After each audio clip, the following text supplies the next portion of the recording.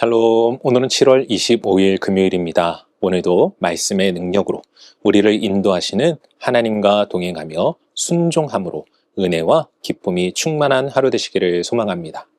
오늘 우리가 통독할 말씀은 예레미야 34장에서 39장까지입니다.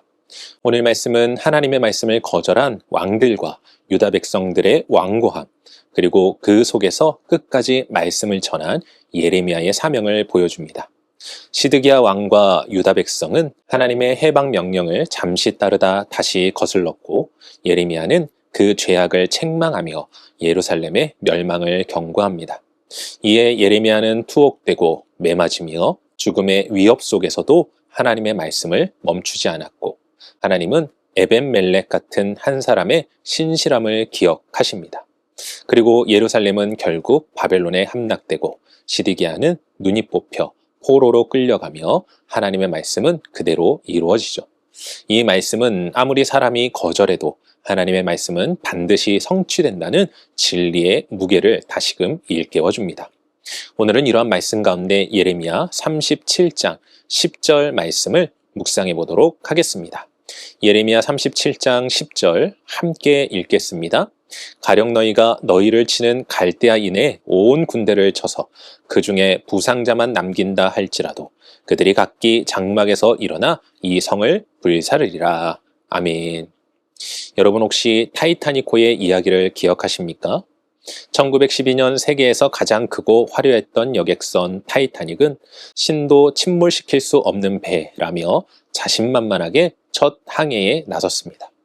그렇게 항해를 이어가던 중 선장은 빙산을 발견하게 되었는데, 그는 자신의 풍부한 경험을 믿고 속도 조절로 배를 조종할 수 있다고 판단했고, 결국 거듭된 빙산의 경고를 무시한 결과 1,500명이 넘는 사망자를 낳는 비극으로 이어졌습니다.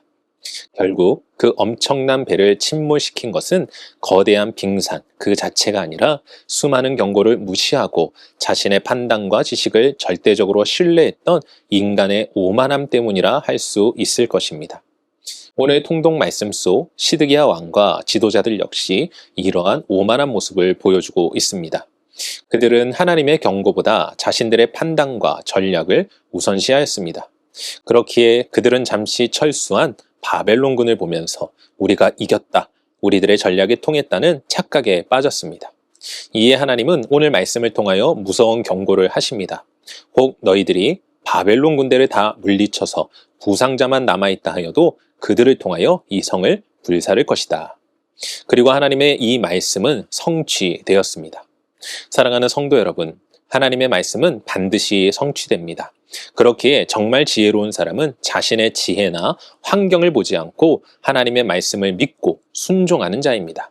때로는 이 말씀이 현실과 반대되는 것처럼 보일 때도 있습니다. 그러나 하나님의 말씀은 우리보다 더 멀리 보시고 더 깊이 하시며 더 신실하십니다. 그러니 오늘 하루도 하나님의 말씀을 삶의 우선순위로 삼고 그 말씀을 중심으로 살아가 하나님의 인도하심과 도우심 속에서 승리하는 삶을 살아가시길 주님의 이름으로 간절히 축원합니다. 기도하겠습니다. 사랑과 은혜가 충만하신 아버지 하나님, 감사합니다. 오늘도 우리가 주님의 말씀을 묵상하며 주님의 인도하심을 구하고자 나아갑니다.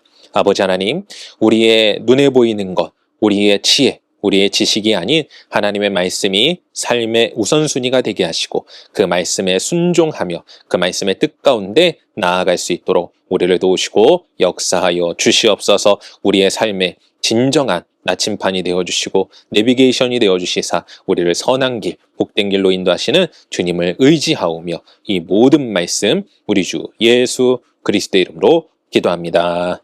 아멘.